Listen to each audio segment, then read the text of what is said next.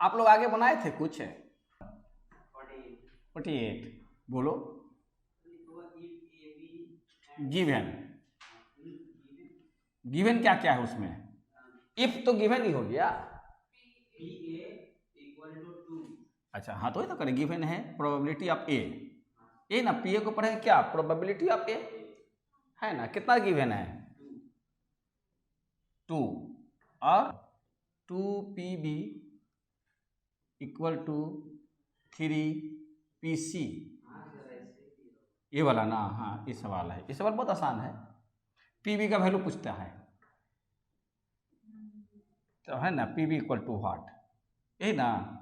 ये सवाल कॉमन है, पूछता रहेगा, कुछ भी पूछ देगा कि PA का वैल्यू क्या होगा, PAC का वैल्यू क्या होगा, कुछ भी पूछ देगा।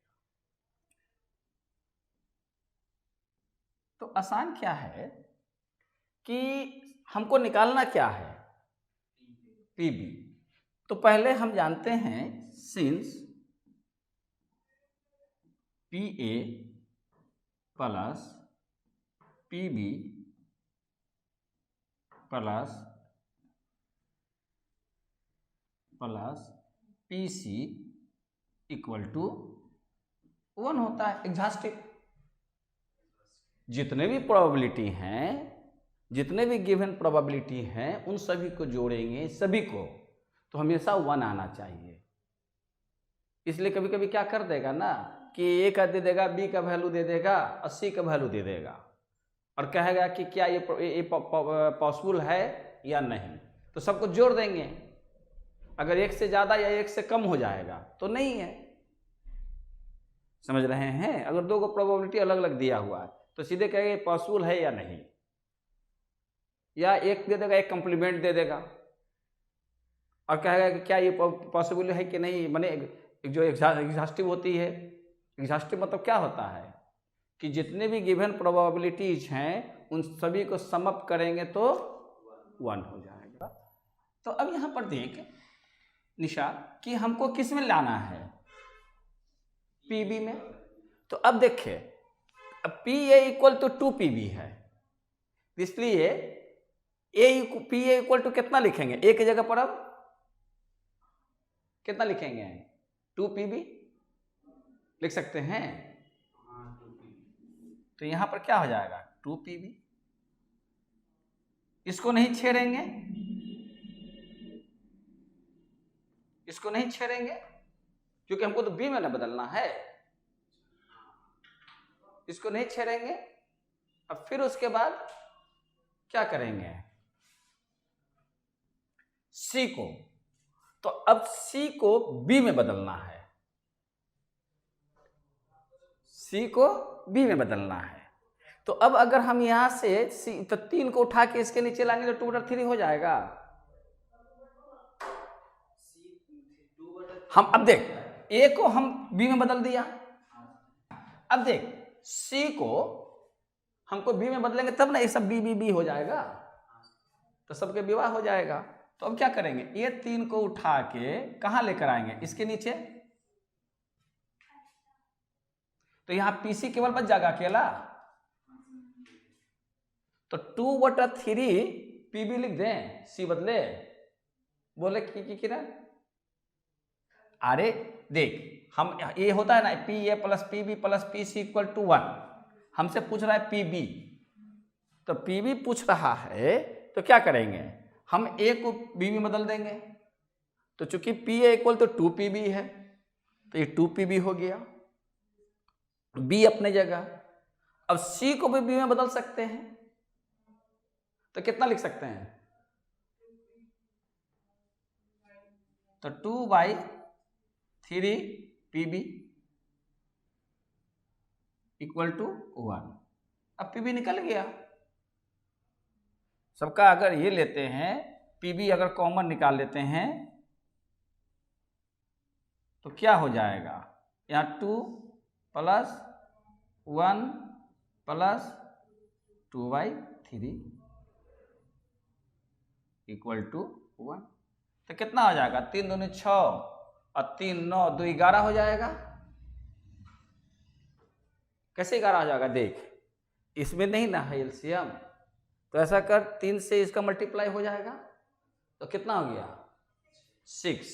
फिर उसके बाद 3 को फिर प्लस है तो प्लस, फिर 3 को 1 से मल्टीप्लाई करेंगे तो 3 9, और ये तो 2 का 2 रह जाएगा तो कितना हो जाएगा 11। यानी ऐसा कर, एक चीज और कर दे, इसको पीछे लिख, आगे लिखेगी ना तो थोड़ा सा ये रह जाता है। तो यहाँ क्या लिखेगी PB यहाँ लिख दो इक्वल टू 1। तो अब कितना लिखेंगे 11/3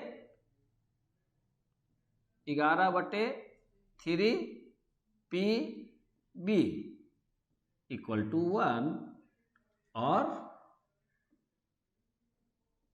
PB इक्वल टू उलट जाएगा इस तरफ आएगा तो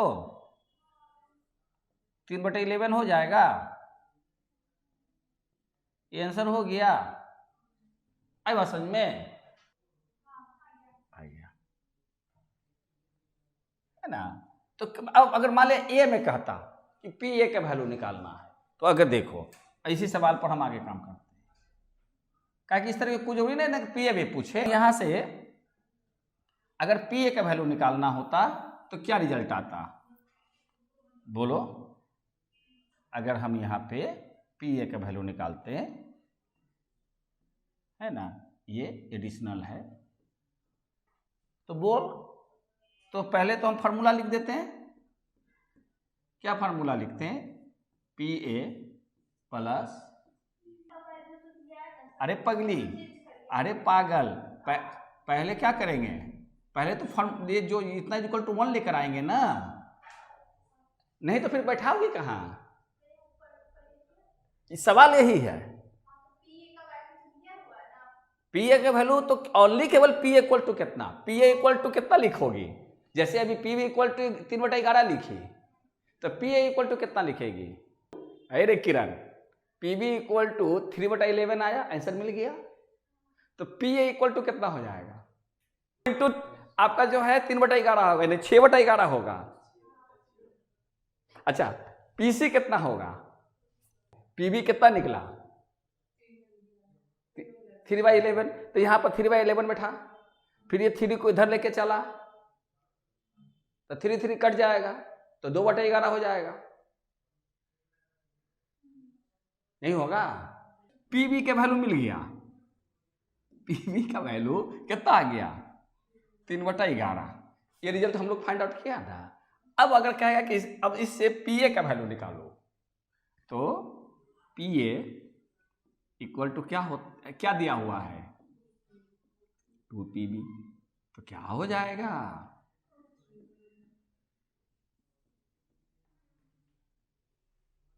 पास PC का वैल्यू कहेगा निकालने के लिए, कहेगा PA PB PC तीनों का निकालिए।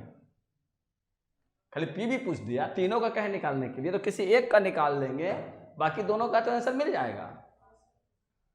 तो अब क्या है कि आपके पास क्या है 2PB इक्वल टू 3PC, तो PB का वैल्यू मिल गया, तो 2 इंटू 3/11 और इक्वल टू 3PC। अब 3 इस तरफ में नीचे आ जाएगा, नीचे आएगा तो ये 3 कैंसिल हो जाएगा, इसलिए PC इक्वल टू कितना हो जाएगा 2/11। नहीं बात समझे।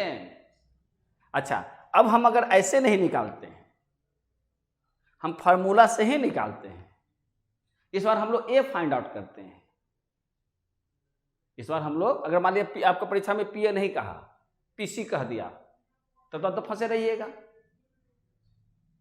अगर ये इक्वेशन है तो कोई भी निकाल सकते हैं या तीनों को निकाल सकते हैं, PA भी PB भी PC भी, और कोई एक निकल जाएगा बाकी वैल्यू मिला देंगे।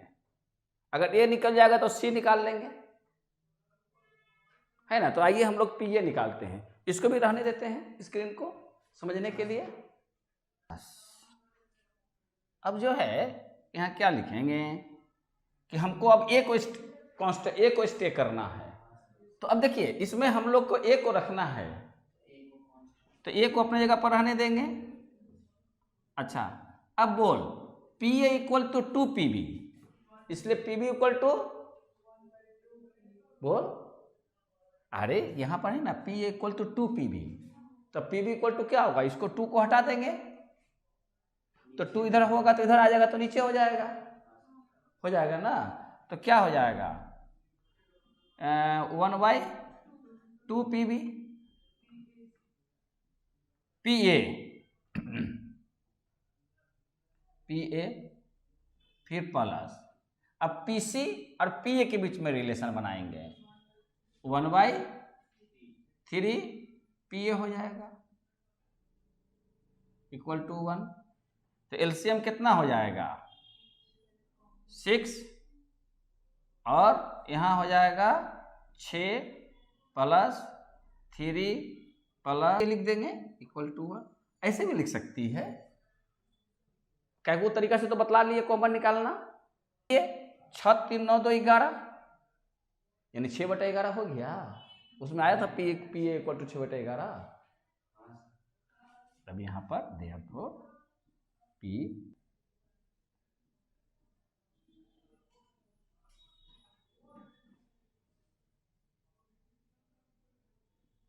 ये हो जाएगा ना, पसंद में आ रही कोमल किरण, क्लियर हो रहे हैं ना। अच्छा अब बोलिए,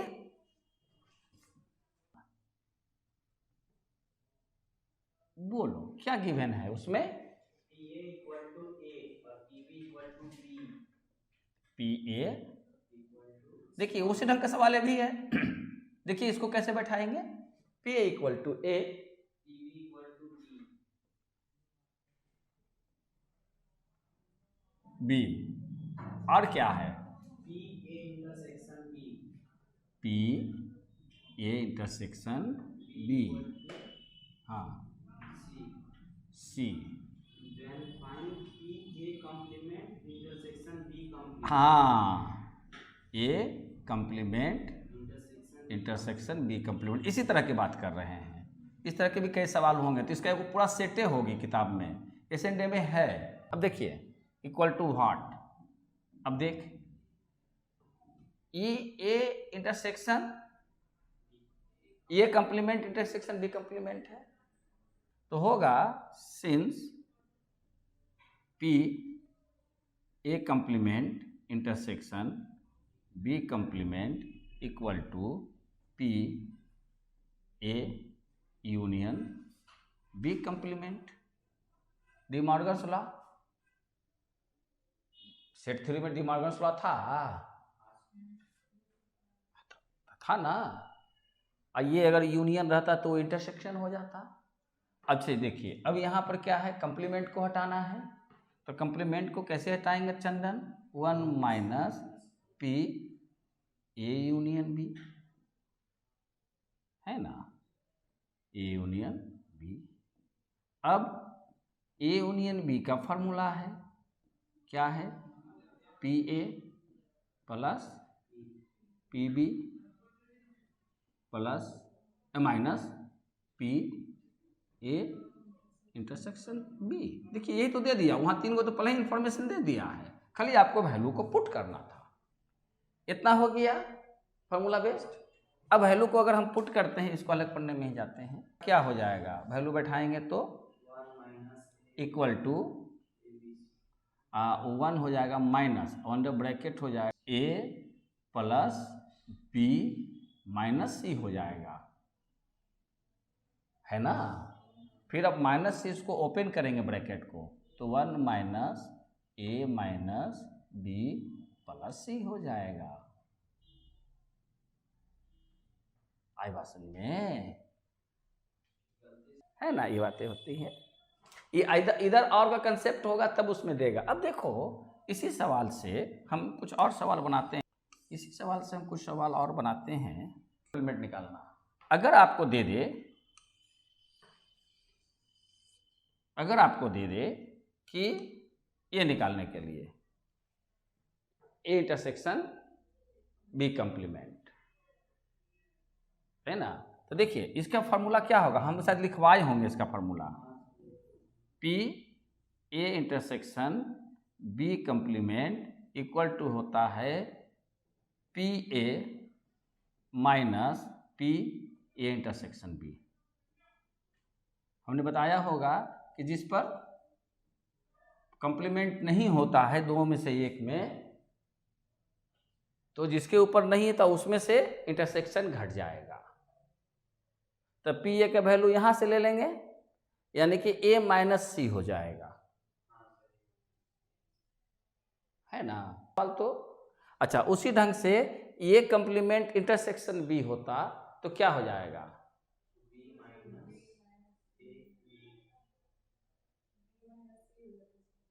बी माइनस, हाँ बी माइनस सी ना होता, क्योंकि हमेशा घटेगा कौन, हमेशा तो घटेगा इंटरसेक्शन।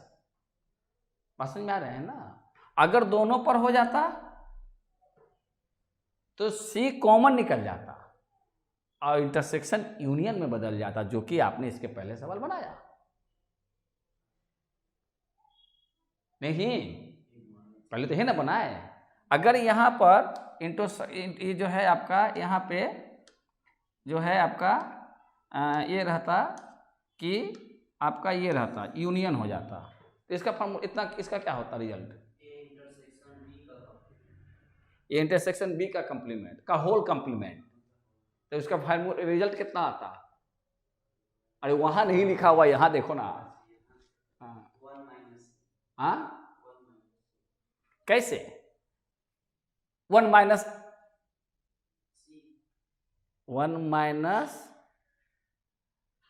सी होता, क्यों, क्योंकि इतना इज इक्वल टू आपका क्या लिख देते हैं, आपका हो जाता ए इंटरसेक्शन बी का होल कंप्लीमेंट, ये ही ना होता, ये तो नहीं होता। और फिर इसमें से जब कंप्लीमेंट को हटाते तो वन में से इंटरसेक्शन घटाते हैं, और इंटरसेक्शन का वैल्यू हमारे पास सी था। आई बात समझ में, कैसे सवाल इससे बन गया, है ना। तो इस तरह के भी सवाल रहेगा, कंप्लीमेंट वाला ए बी और कुछ इंटरसेक्शन वो दिए रखेगा तो उससे निकाल लेंगे, यूनियन होगा इंटरसेक्शन होगा तो आइडिया लगा लेंगे, है ना। इंडिपेंडेंट और म्यूचुअली एक्सक्लूसिव होगा तब इसी से कई सवाल बना देगा वो, उसके अनुसार आप लोग बनाइएगा। कोई प्रॉब्लम होगा तो मैं तो हूँ। ए अब देखिए इसमें वैल्यू दे दिया और पी बी इक्वल टू 5/8, हाँ अच्छा, तो क्या पूछ दिया, A union B, A union कितना 3/4, हाँ उस एक फार्मूला होता है, यानी कि आपको पूछ देगा P B by A B by A, तो इतना इक्वल टू होता है P A intersection B by P. देखिए जो नीचे रहता है वो डिनोमिनेटर में वही रहेगा। अगर रहता आपके पास क्या पी ए बाई बी, इसको पढ़ेंगे ऐसे कि what is the probability of B when A is given, probability A is given, माने जब ए की प्रोबेबिलिटी दिया हुआ हो तो बी की क्या प्रोबेबिलिटी है। अगर पी ए बी है तो इसका फॉर्मूला क्या होगा, हाँ बोलो,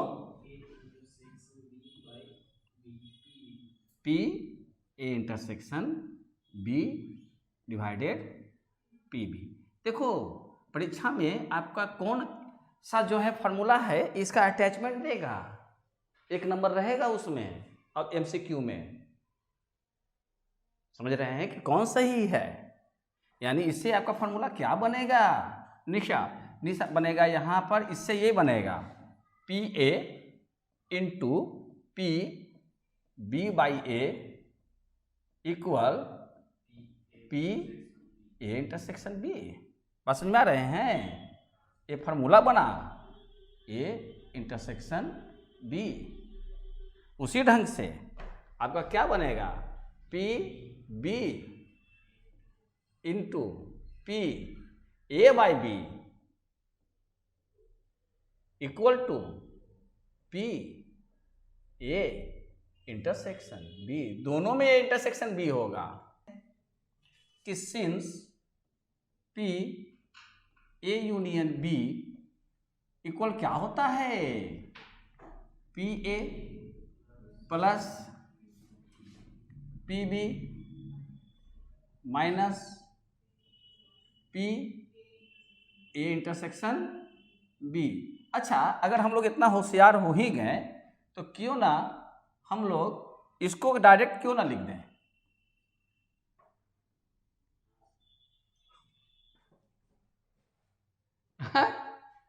इतना होशियार तो है।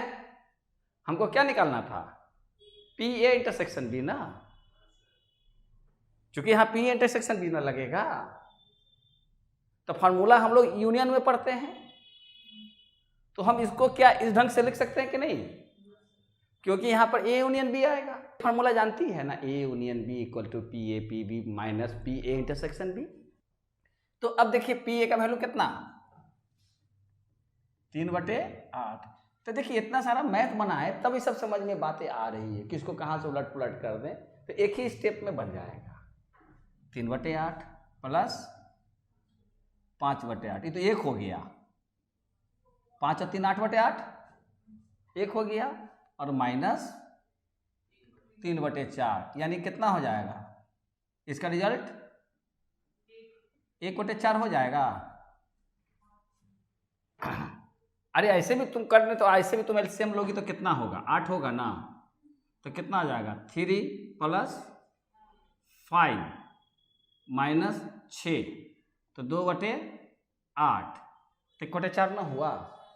हम कैसे बना दिया 1/4, देख 3/8 और 5/8 हम पहले ही बोल दिया कि दोनों मिलाकर 1 हो गया, और 1 में से 3/4 घटा दिया तो 1 आ जाएगा, तो इधर तो 1 को करेंगे तो 4 आ जाएगा, 4 में से 3 घटेगा तो 1, यानी 1/4 हो गया। तो अब इससे रिजल्ट निकालिए, ये निकालना था ना, तो कितना लिखोगे, 1/4,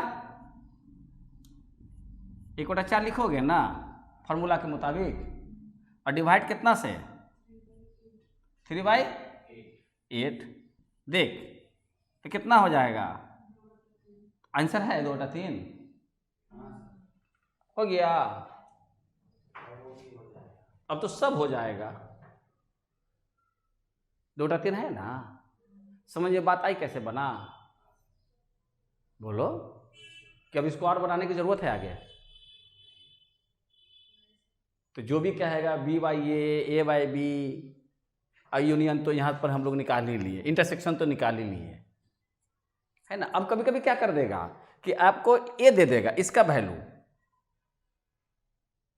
दे देगा, और ए का वैल्यू दे देगा, ए और बी दोनों का दे देगा, और इसका दे देगा, इंटरसेक्शन पूछ देगा, तो कंफ्यूजन क्या होगा कि दोनों में से किससे भागा करना है, क्योंकि ए में तो इंटरसेक्शन याद रखेगा कि हाँ इंटरसेक्शन तो दोनों में टॉप पर होता है, नीचे ए होगा कि बी होगा, इसलिए वो क्या कर देगा कि ए और बी दोनों दे देगा, और कोई एक पूछ देगा या दोनों कोई एक ही पूछ देगा, तो चूंकि एक में ए से भागा एक में बी से भागा होगा, तो यहां देखना है कि नीचे कौन है, जो नीचे होगा भागा उसी से करेंगे इंटरसेक्शन, बेज लॉ है। कौन सा बात समझ में नहीं है बताइए, 49 भी नहीं आए, 49 में क्या था, ए वाला ना। आपका मेन सवाल क्या है, मेन सवाल में ए दिया हुआ, ए दिया हुआ, ए दिया हुआ है, ठीक है, और आपको कहा है कि इतना इक्वल टू क्या होगा, क्लियर। तो आपका जो है यहां पर देखिए इंटरसेक्शन दिए हुए हैं, क्लियर, और यहां पर जो है आपको इस ए कंप्लीमेंट और बी कंप्लीमेंट दिया हुआ है, तो यहां पर तो यहां पर इसे तोड़ने के लिए सेट थ्योरी की थी, तो इसीलिए तो थोड़ा गड़बड़ हो रही है। तो सेट थ्योरी में 2 लॉ है जिसको मैंने अभी बोल के गया, D Morgan's law, D Morgan's उसने सेट थ्योरी के लिए दिया था, समझ रही है, लेकिन उसका यूज प्रोबेबिलिटी में की जाती है, और क्यों की जाती है इसका भी हमने बताया था कि सैंपल स्पेस से भाग दे देते हैं तो आ जाता है। तो देखिए डी मॉर्गन्स लॉ है कि ए यूनियन बी का होल कंप्लीमेंट अगर होगा, इस सेट थ्योरी में सब प्रैक्टिस करवाया गया है, तो क्या होगा कि इसका जब हम ब्रैकेट को तोड़ेंगे तो इसके विधि से, डी मॉर्गन्स विधि से, तो क्या होगा, कंप्लीमेंट दोनों पर चला जाएगा, ए पर भी कंप्लीमेंट चला जाएगा और इंटर यूनियन जो है ना इंटरसेक्शन में बदल जाएगा, बी कंप्लीमेंट हो जाएगा। समझ रहे हैं ना? डी मॉर्गन्स ने दो ला दिया था, कहा कि अगर ब्रैकेट के अंदर इंटरसेक्शन है, इंटरसेक्शन का होल कंप्लीमेंट है, तो जब हम इसको ब्रैकेट को ओपन करेंगे तो क्या करेंगे कि इसके सिर पर भी कंप्लीमेंट दे देंगे और यूनियन को, इंटरसेक्शन को यूनियन में बदल देंगे, बी कंप्लीमेंट कर देंगे। बात समझ में आ रहे हैं? और अगर किसी भी वैल्यू पर अगर कंप्लीमेंट हो तो इसके सिर का अकेला, अगर अकेला हो, समझ रही है? अकेला मैंने कोई भी ऐसी कुछ नहीं है, ए के ऊपर कंप्लीमेंट है, कंप्लीमेंट होगा ना, तो इसका फार्मूला होता है, फार्मूला होता 1 में से ए को घटा देना। समझ रही हैं? हाँ, 1 मतलब सैंपल स्पेस। समझ रही है? तो यहां पर एक कंप्लीमेंट को तोड़ने का ये मेथड्स हैं।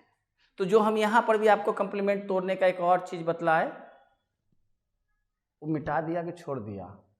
अच्छा खैर, पहले इसको देख लीजिए। तो अब क्या है कि हमें ये फाइंड आउट करना है, सवाल में है ना, कहता है कि A complement intersection B complement, तो हम लिख दिया कि चूंकि A complement intersection B complement equal to क्या लिख सकते हैं, ए यूनियन बी का होल कंप्लीमेंट, ये रहता है। तो इतना को इक्वल टू हम इतना होल में ले आया, जब होल में ले आया तो अब क्या होता कि इसका कंप्लीमेंट हटाना था, तो क्या किया, एक में से इसको माइनस कर दिया। अब फिर ए यूनियन बी का फार्मूला होता है ना, पी ए या पी बी प्लस पी एन ए इंटरसेक्शन बी, तो यहाँ पर अब क्या, ए यूनियन बी का फार्मूला लिख दिया। अरे बात समझ में? अब हम ए के जगह पर ए का वैल्यू ले लिया, बी के जगह पर बी का वैल्यू ले लिया और इंटरसेक्शन के जगह पर इंटरसेक्शन का वैल्यू ले लिया, तो अब पी ए तो यहाँ 1 हो जाएगा। अब ब्रैकेट में ए हो जाएगा प्लस बी हो जाएगा और माइनस सी हो जाएगा, जो कि हम लोगों ने यहाँ किया, क्योंकि A P B P C का पी ए इंटरसेक्शन बी का वैल्यू दिया हुआ है, वो वैल्यू को पुट कर दिया। अब फिर क्या किया, माइनस से इसके ब्रैकेट को ओपन कर दिया, तो जो माइनस था वो प्लस में हो गया, जो प्लस था वो माइनस में हो गया। और बोलिए, मैंने 2 केस लो। पहला क्या होगा, ये कितना नंबर से कितना नंबर सवाल वाला है, 22 से 26 तक का जो भी सवाल है उसका पैटर्न, क्वेश्चन अपने प्रॉब्लम नंबर 22 से लेकर प्रॉब्लम नंबर 26 तक का को सॉल्व करने के लिए आप कैसे सवाल के बाद बिना मैंने इधर उधर गए हुए फार्मूला आपके जेहन में आ जाए, है ना? जैसे कैसे हम लोग B by A by B के बारे में कुछ देर गॉसिप किया तो बात समझ में आ गई जेहन में। प्रोबेबिलिटी इज गिवन, जब आपके पास कोई प्रोबेबिलिटी गिवन है, समझ रहे हैं ना, कि पी ए की कोई प्रोबेबिलिटी दी हुई है, फ्रैक्शन, तो प्रोबेबिलिटी किस में होता है, फ्रैक्शन में होता है। प्रोबेबिलिटी फ्रैक्शन या डेसिमल या परसेंटेज में, तो यहाँ फ्रैक्शन मान लो कि कोई प्रोबेबिलिटी गिवन है, किस रूप में, m/n। तो इसमें एक होगा odds in favour, odds in favour, ये टर्मोलॉजी है। तो ओड्स इन फेवर का फॉर्मूला क्या होगा, m/n-m, क्योंकि m बड़ा होता है, n बड़ा होता है ना प्रोबेबिलिटी में। और यहां पर सेकंड होगा इसमें ओड्स अगेंस्ट, क्या होगा, ओड्स अगेंस्ट, इसको उलट दो, n-m, ये केवल याद रखोगे ना, क्या इसमें बड़ा कंफ्यूजन, क्या कि इसमें इसी बात का कंफ्यूजन होता है। और दूसरा कि क्या कहेगा, देख व्हेन ओड्स दिया हुआ है, ओड्स इन फेवर दिया हुआ है, तो ओड्स इन जो फेवर दिया हुआ होगा, नहीं ओड्स इन फेवर ये दिया रहेगा m और n, ओड्स इन फेवर लिखा रहेगा when odds in favour such and such, तो इसकी प्रोबेबिलिटी क्या होगी m, और इसमें जो क्या हो जाएगा n प्लस m हो जाएगा, जुड़ जाएगा। समझ रहे हैं? अरे कहीं भी जोड़े, पागल है का लड़की। हाँ अब फिर जो है ना इसी में कि व्हेन ओड्स अगेंस्ट, जब आपका ओड अगेंस्ट अगर आपका कोई गिवन है m/n, तो देन इसकी प्रोबेबिलिटी जो हो जाएगी वो हो जाएगी आपके पास n/m+n।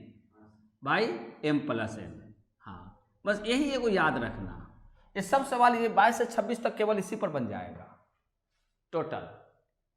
जैसे 22 नंबर सवाल बोलो निशा, 22 से करते हैं ना, उसको थोड़ा सा आराम हो जाएगा, वो तो फोन में व्यस्त थी, अभी भी उसका फॉर्मूला याद नहीं होगा। बोलो ना 22 नंबर क्या दिया हुआ है। एक मिनट, ओड्स अगेंस्ट, तो ओड्स अगेंस्ट का मतलब ये दिए हुए हैं, कितना दिए हुए हैं, 4:5, यानी 4/5, तो बट हो गया ना, बटा में रेशियो बटा में जाता है ना, 4/5 हो गया। तो कहता है कि इसकी प्रोबेबिलिटी क्या है, तो देखो यहाँ पर फॉर्मूला क्या कहता है कि आपका ओड्स अगेंस्ट है m/n, तो क्या हो जाएगा n, यानी नीचे वाला रह जाएगा और फिर दोनों जुड़ जाएगा, तो 5/9। देख तो आंसर,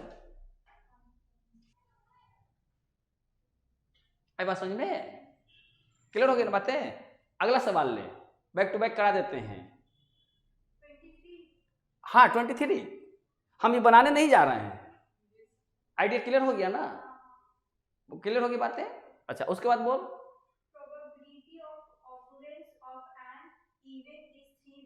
एक minute, probability of occurrence of an event, यानी probability is given, probability of occurrence of an event, that means probability is given, वो कितना है 3/7, यानी कि आपके पास ये 3/7 हुआ।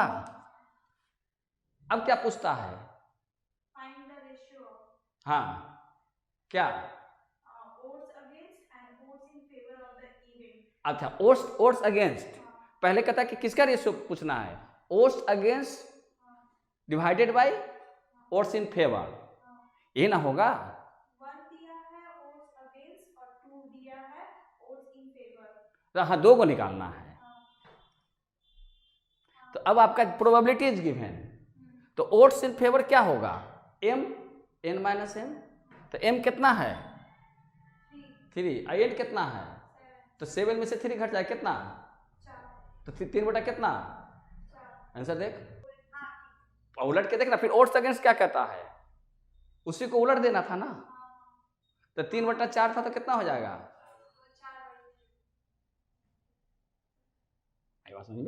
यानी ये केवल आपको ध्यान रखना है, तो इसको एक जगह सजा लेना, उस किताब में अलग ढंग से सजा हुआ है कि when probability given then odds in favour क्या होगा, ओड्स अगेंस्ट क्या होगा।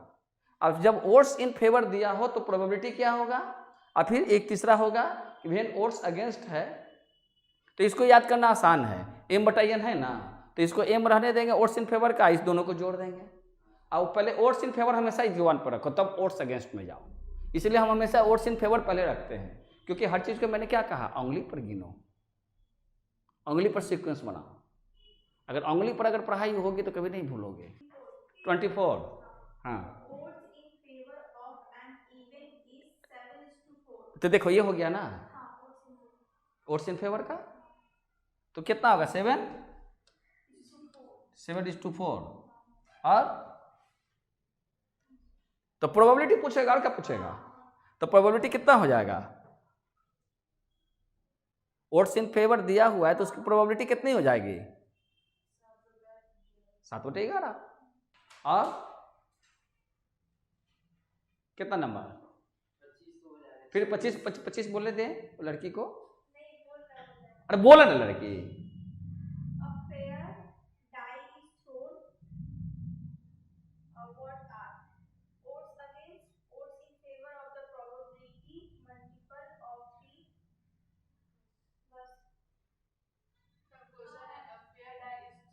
हाँ ठीक है,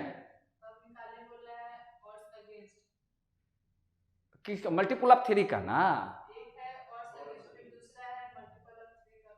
अरे वही हो गया, ओट्स अगेंस्ट, और दूसरा क्वेश्चन क्या देता है? Oats in favour of multiple of 3। तो मल्टीपल ऑफ 3 का कितने होंगे प्रोबेबिलिटी? अगर एक डैश को भेज करोगे तो पहले प्रोबेबिलिटी अगर निकल जाएगा, वो तो कहाँ दिखते रहती है। अगर प्रोबेबिलिटी निकल जाएगा तो दोनों ना निकल गया, प्रोबेबिलिटी हो गया। तो अब 3 का मल्टीपल होगा तो क्या होगा? 3 और 2, यानी 2 को केस होगा फेवरेबल, और टोटल केस कितना होगा? एक डैश करेगा तो टोटल केस कितना? 6, और फेवरेबल केस कितना होगा फेवरेबल केस? अरे 3 का मल्टीपल क्या होगा?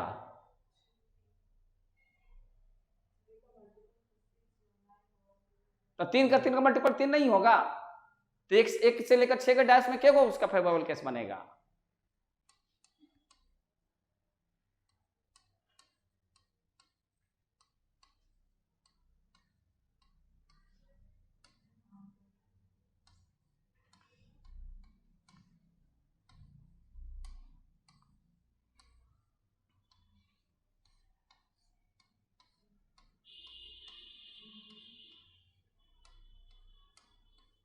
इतना भी नहीं सोच सकते, 3 हो गया ना, तो इसका रिजल्ट कितना हो जाएगा? ओट्स इन फेवर का प्रोबेबिलिटी इज गिवन। पहले उस सवाल देखो, अब उसमें सवाल में वो चीज जोड़ दिया ना, एक ही चीज को कितना करता रहेगा। तो सवाल से क्या क्या कि पहला प्रोबेबिलिटी फाइंड आउट कीजिए और तब इसका आंसर दीजिए। अब समझ में, इसलिए आपको डैश फेंकवा दिया, उसमें 3 का मल्टीपल का प्रोबेबिलिटी निकाल दिया, तो उसका प्रोबेबिलिटी निकाल कर आ गए कितना? 1/3। तो जब प्रोबेबिलिटी इज गिवन तो ओट्स इन फेवर 1, 3 माइनस 1 यानी 2, यानी 1/2 आंसर होगा। और इसी को उलट देंगे 2/1 तो ओट्स अगेंस्ट हो जाएगा। कितना नंबर था? एक ही लाइन का सवाल ये है, अगर हम इसको सॉल्व करने जाएं तो कहता है कि मान लो फैमिली मेंबर है ना, तो एक मेंबर मान लो ए है, तो उसकी प्रोबेबिलिटी क्या होगी? 365 दिन में से कोई भी 365 दिन उसका हो जाएगा। 365 में से कोई भी 365 में से एक हो जाएगा। अब दूसरा जो होगा क्या होगा? 364 बटे 365। और तीसरा क्या हो जाएगा? 363 बटे 365। तो इसलिए चूंकि तीनों इंडिपेंडेंट है, रिक्वायर्ड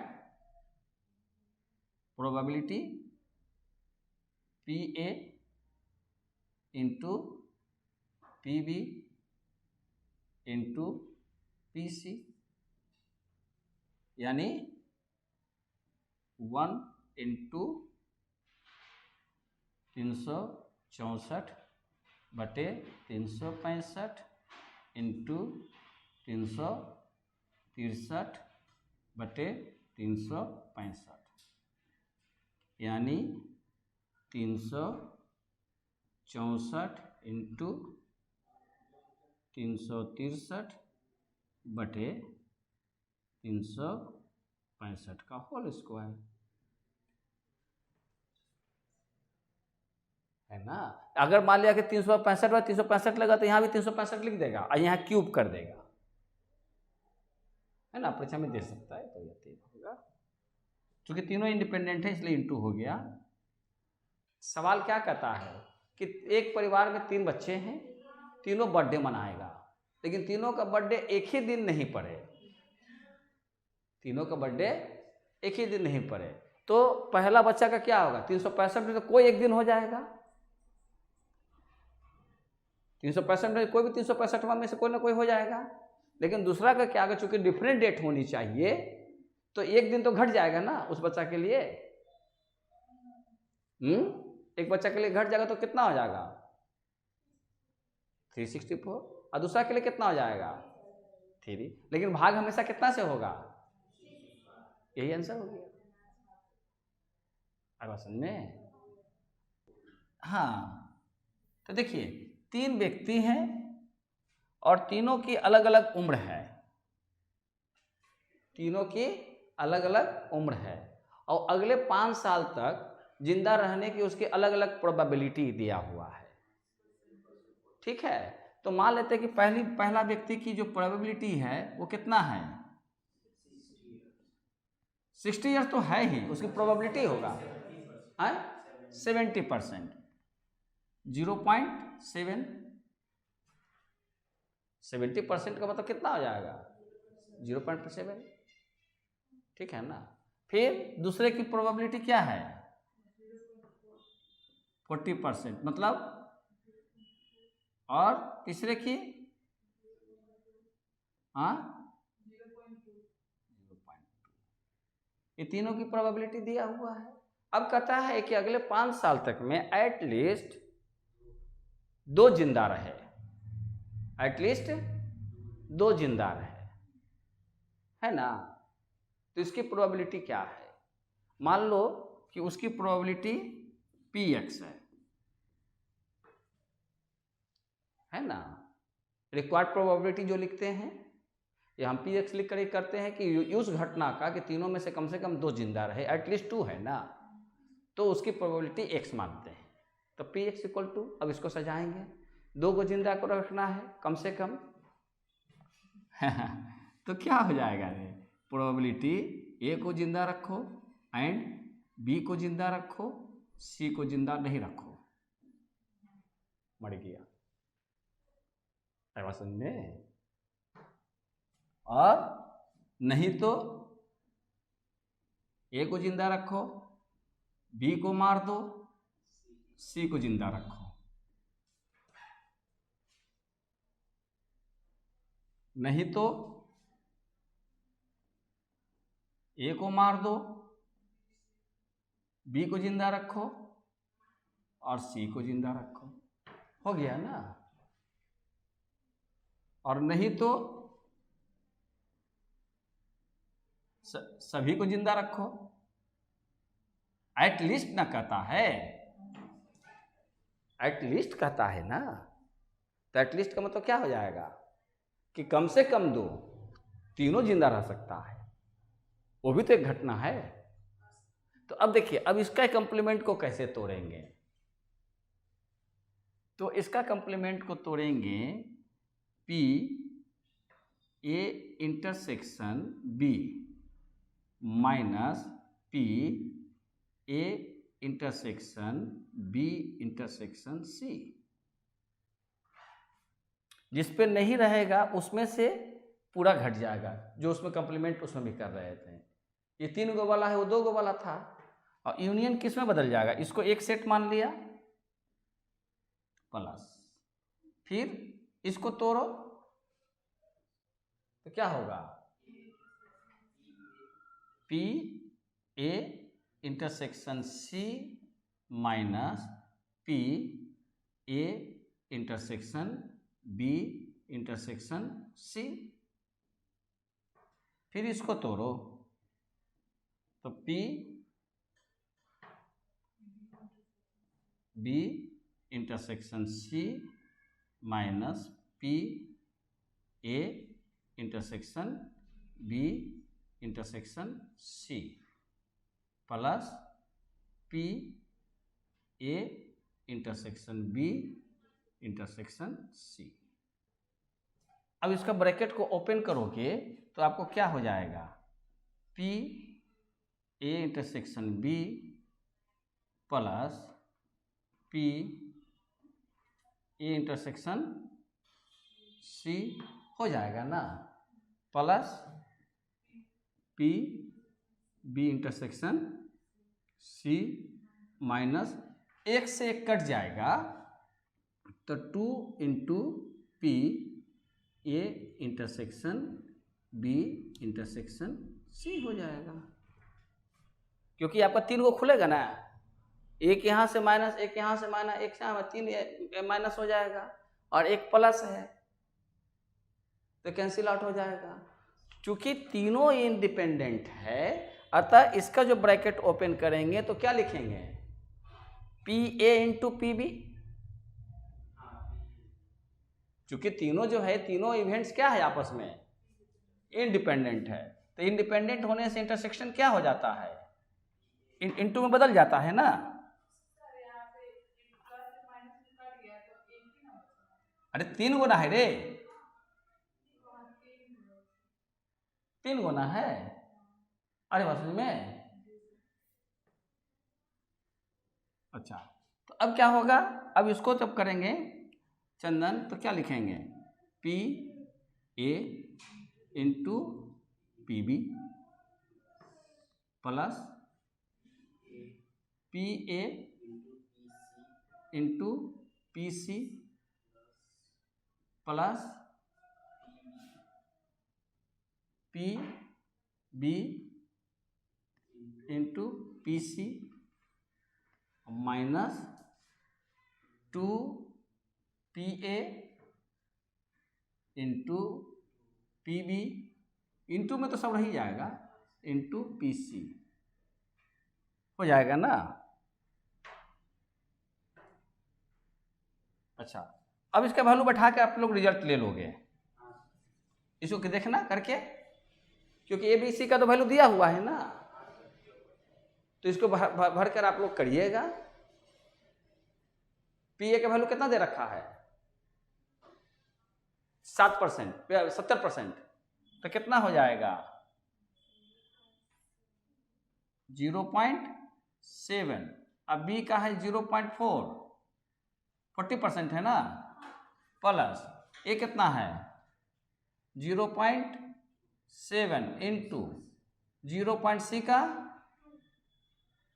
20% था उसका, बड़ा जल्दी बढ़ेगा, plus 0.4 into 0.2 minus 2 into 0.7 into 0.4 into 0.2, तो अब कितना आ जाएगा, 7 चक्का 28, 0.28 प्लस 7 दूनी के 14, 0.14 प्लस 4 दूनी के 8, 0.08 लिखिएगा, है ना, माइनस कितना हो जाएगा, है अपने पास इंतजाम सब, आप लोग को मेहनत करने नहीं देंगे, इंटू 0.2 इंटू 2 कितना हो जाएगा 0.112, यानी ये हो जाएगा तो कितना हो जाएगा आपका 0.28 प्लस 0.14 प्लस 0.08 माइनस 0.112 इक्वल, यानी 38.8%, 0.388 मतलब 38.8% आंसर होगा, तो हो तो क्या 39 हो जाएगा ना, हो जाएगा ना 39, बन गया हिसाब, इक्वल टू 0.388 और 38.8%। ओके और है, अच्छा बोल बोल बोल बोल, कितना नंबर है, यही लास्ट होगा ना। अच्छा आपका कहते हैं कि बॉक्स 1 है, इसमें कितना कौन बॉल है, n W1, फर्स्ट बॉक्स का हो गया 1, 5 क्या है, वाइट है, और N ब्लैक B1 कितना 3 है, इसलिए NS1 कितना हो जाएगा 8 हो जाएगा, इसलिए PW1 5/8 और B1 कितना 3/8। अच्छा, अब इसमें से हमें बॉक्स 2 है, इसमें व्हाइट कितना है, व्हाइट 2 में 4 है और ब्लैक 2 है,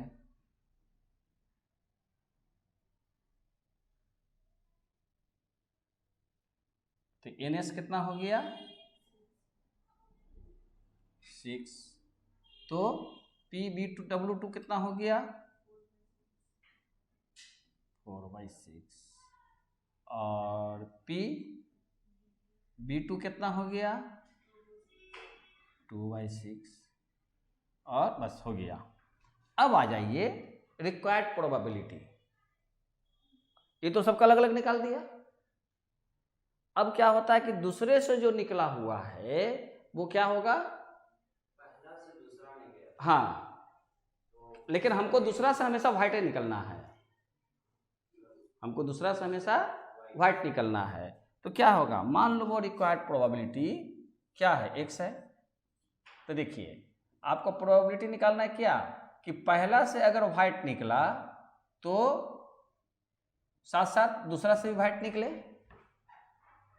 पहला से निकाले ना, तो पहला से व्हाइट निकला उसको दूसरा में डाल लें और दूसरा से व्हाइट निकला, और समझ में आ रहे हैं, या पहला वाला में से आपका ब्लैक निकला था लेकिन दूसरा वाला में से आपको व्हाइट निकलना, आपको तो दूसरा बॉल हमेशा व्हाइट चाहिए,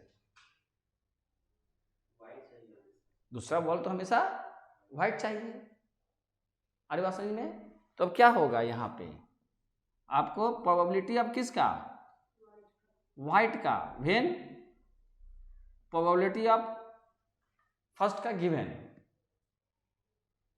पहला का गिवन होगा, पहला से व्हाइट निकलेगा तब दूसरे में जाएगा, या यहाँ पर क्या होगा, हमको प्रोबेबिलिटी किसका चाहिए, व्हाइट का, जब गिवन हो क्या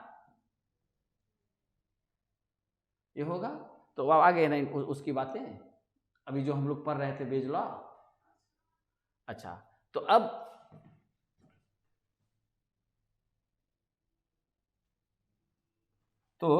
अब देखिए कि हमें क्या जरूरत पड़ेगी, अब इसको वर्कआउट करते हैं। तो आपका जो है कि इसका मतलब क्या हो गया कि आपका प्रोबेबिलिटी ऑफ W, पहला की प्रोबेबिलिटी, नीचे वाला तो गिवन है, और दूसरा क्या होगा कि इसको आप इस ढंग से बना दें, तो पहले की जो प्रोबेबिलिटी है, पहले की प्रोबेबिलिटी कितनी है, PW1 का कितनी प्रोबेबिलिटी है, पहले की प्रोबेबिलिटी कितनी है, PW का 5/8 है, क्लियर। अब यहाँ पर दूसरे की जो बात करेंगे, नहीं, पहला का कितना है, देख हम इसको यही बना दें, अब देख इसको यहां पर हम बना दें, तो आपका क्या होगा, यहाँ पे इसकी प्रोबेबिलिटी गिवन, W1 की प्रोबेबिलिटी कितनी है 5/8। अब इसमें से व्हाइट निकलना है, तो अब इसमें से व्हाइट निकलना है, तो इसमें जो है, इसमें से अगर व्हाइट निकला होगा तो इसमें व्हाइट कितना हो गया, अब 5 हो गया, यानी कि 4 + 1 हो जाएगा, और संख्या कितना हो जाएगा 6 + 1 ये हो जाएगा। अच्छा, या अब जो होता है कि इसमें से ब्लैक निकला तो उसकी प्रोबेबिलिटी कितनी 3/8। अच्छा, और इसमें से हमको वाइट निकलनी है, तो इसमें तो वाइट की संख्या नहीं बढ़ा ना, 4 रह गया, और संख्या लेकिन नीचे बढ़ गया, 6 + 1 हो गया। तो कितना हो जाएगा, 5/8 इंटू 5/7, और प्लस कितना हो जाएगा, 3/8 प्लस 4 क्या हो जाएगा, 7। तो कितना हो जाएगा, अच्छा हाँ मल्टीप्लाई होगा, कितना हो जाएगा आपका, ये हो जाएगा 25/56, 25/56, 25 हमारा कितना, 37,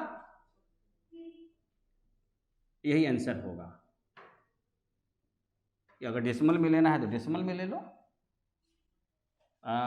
कितना है, 37/56, 66 पॉइंट आंसर होगा। या तो आप 37/56 लिखिए या 66 पॉइंट समथिंग लिखिए। अब समझ में complete, okay. Probability finished 100%। Clear हो गई बातें? सर हम केस 1 और केस 2 लेके बनाएंगे ना, उसे नहीं बनेगा, यहाँ पर कंडीशनल हो गया, इसी को कंडीशनल कहेंगे। यही एक सवाल कंडीशनल हुआ कि अगर उसमें से कंडीशन है व्हाइट निकला होगा तो इसमें से व्हाइट निकलने का क्या कंडीशन होगा, और उसमें से अगर ब्लैक निकला होगा तो फिर व्हाइट होने का क्या होगा। तो ये आपका बातें आ जाएगी कि पहला का गिवन है तो दूसरे की प्रोबेबिलिटी निकालेंगे, फिर अगर ब्लैक की गिवन है तो उसमें से जो व्हाइट निकलेगा उसकी प्रोबेबिलिटी क्या है। ये हो गई बात। कुछ क्लियर हो गए? अब जितना कर सकते हैं करिएगा, क्योंकि 2 दिन छुट्टी है। फिर हम लोग नेक्स्ट क्लास में उससे करेंगे, मैथ से करेंगे। ये तो वो थी, उसमें हम लोग अब स्टैटिस्टिक्स को करेंगे। तो आप लोग कैलकुलेटर लेकर आइएगा, एक जैसा, आरपेट का तो आरपेट का हो, कैशियो का तो कैशियो का हो। अब टोटल चीज़ें कैलकुलेशन का हम कुछ यूज कराएंगे तो आपको काम आएगा। कोऑर्डिनेशन रिग्रेशन जो भी लेके चलेंगे वहाँ से चर्चा करेंगे। बाकी इसका जितना भी हम लोगों ने इस साइड में कर लिया मैथमेटिक्स में, उसका आप लोग MCQ कहीं से भी मिलता हो बनाते रहिए, सवाल को लाते रहिए, ठीक है ना। तो या तो पहले बतला देंगे या तो बाद में बतला देंगे। पहले आ जाएगा तो पहले बतला देंगे, वो रिकॉर्ड नहीं करेंगे, है ना। Okay, thank you. Energy drink लाते रहिएगा, एनर्जी ड्रिंक लाते रहिएगा। जब उसमें चाय भर के लेते आइएगा, बोल दीजिएगा हमको कि उसमें चाय है, तो खट पिएगा तो ऐसे ही कैसे हो जाएगा, फिर 2 दिन पर बोला पढ़ा ना पाएंगे। अरे रिकॉर्ड बंद नहीं किया, लड़की के कप में हम